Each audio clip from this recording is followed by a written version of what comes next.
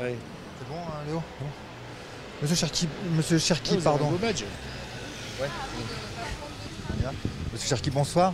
Une petite réaction à la démission du gouvernement de Monsieur Hérault?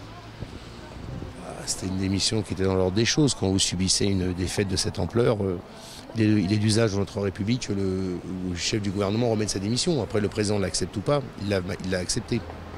Et la nomination de Monsieur Valls? C'est un choix très surprenant. Je ne pense pas que les électeurs nous aient demandé un coup de barre à droite. Marine Le Pen dit que Monsieur Valls est quelqu'un de dangereux. Ah non, il n'est pas dangereux, c'est pas la question, c'est pas cette caractérisation, mais dans l'espace politique et symbolique de la gauche, Manuel Valls incarne vraiment un pan très particulier. D'ailleurs, il a eu l'honnêteté, quand il s'est présenté aux primaires, de défendre une ligne politique qui d'ailleurs n'a recueilli que 6% des voix et qui était plus proche du blairisme que des traditions socialistes.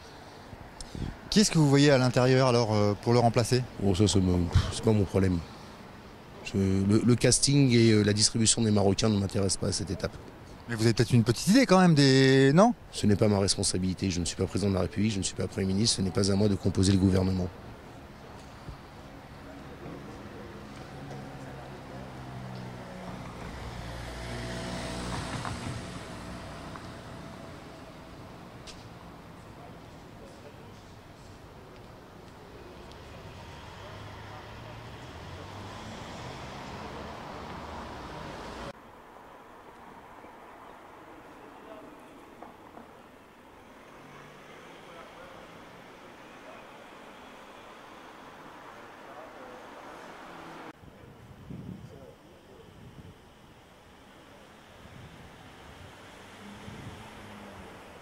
Alors, tu m'entends là? 1, 2, 1, 2.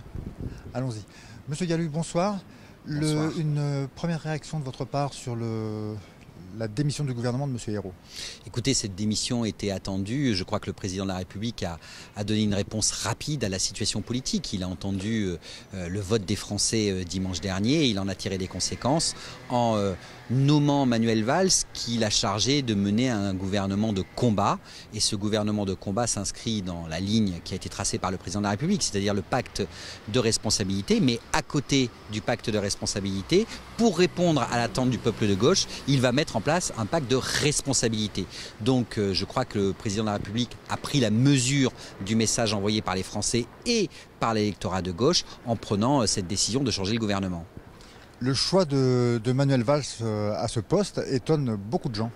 Oui, ça peut étonner, mais vous savez, Manuel Valls, on peut considérer que c'est quelqu'un qui est capable de mener un gouvernement de combat pour faire face à la situation. C'est quelqu'un d'énergique, c'est quelqu'un de compétent, c'est quelqu'un qui défend ses idées. Et je crois que la première des priorités de Manuel Valls ne sera pas de faire passer ses propres idées, mais de mettre en œuvre les choix politiques du président de la République. Et avec son énergie, avec sa force de détermination, eh bien, je trouve que Manuel Valls est un bon Premier ministre pour mener ce combat-là.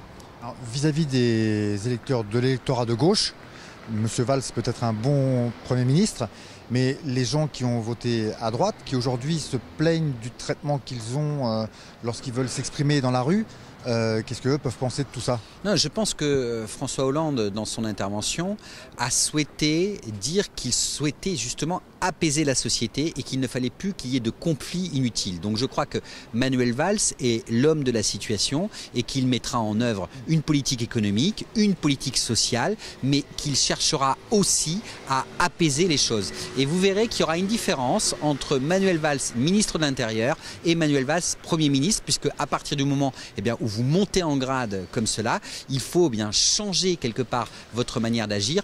Un Premier ministre, c'est un chef d'équipe, bien sûr c'est un patron, mais il doit tenir compte des différentes sensibilités de son gouvernement et je pense que Manuel Valls est à la hauteur de l'enjeu. Alors, lors de son séjour à la place Beauvau, au ministère de l'Intérieur, M. Valls a quand même agi certains jours de l'été du printemps dernier, comme certains ministres n'avaient jamais agi du temps de M. Sarkozy. On a vu des interpellations en nombre très très important qui n'avaient jamais été faites par d'autres ministres, sous le règne d'autres ministres. Est-ce qu'on va trouver quelqu'un de plus dur que M. Valls ou de la même sensibilité que M. Valls ou un peu un peu plus cool? Je vous trouve un petit peu dur avec le bilan de Manuel Valls sur les interpellations. Vous remarquerez que ces interpellations faisaient suite à des troubles à l'ordre public, mais que globalement, il n'y a pas eu de blessés. En tout cas, il n'y en a pas eu du côté des manifestants et que Manuel Valls a montré sa dextérité en termes de maintien de l'ordre face à des manifestations qui parfois étaient extrêmement violentes par des infiltrations de groupuscules de l'ultra-droite. Donc il a répondu à une attente. Et puis après, il y a eu des traductions judiciaires. Donc moi je crois que par rapport au maintien de la sécurité, on ne peut pas reprocher à Manuel Valls d'avoir été soit trop autoritaire, soit laxiste. Il a fait son travail de ministre de l'Intérieur. Maintenant, il y aura un autre ministre de l'Intérieur. Moi, ce qui m'importe aujourd'hui, c'est que Manuel Valls mette en œuvre la politique décidée par François Hollande et qui est de reconnaître quelque part l'appel qui a été lancé par le peuple de gauche et en décidant à la fois de maintenir le pacte de responsabilité et ce nouveau pacte de solidarité, je crois que nous avons une ligne de route solide que nous devons mettre en œuvre avec rapidité. Alors, Madame Le Pen s'est exprimée, dit ce soir que M. Valls est quelqu'un de dangereux et qu'il ne respecte pas les libertés publiques. Écoutez, on connaît le discours de Madame Le Pen qui est une fois de plus dans l'exagération. Venant d'un leader d'extrême droite, pour M. Valls, c'est presque un compliment.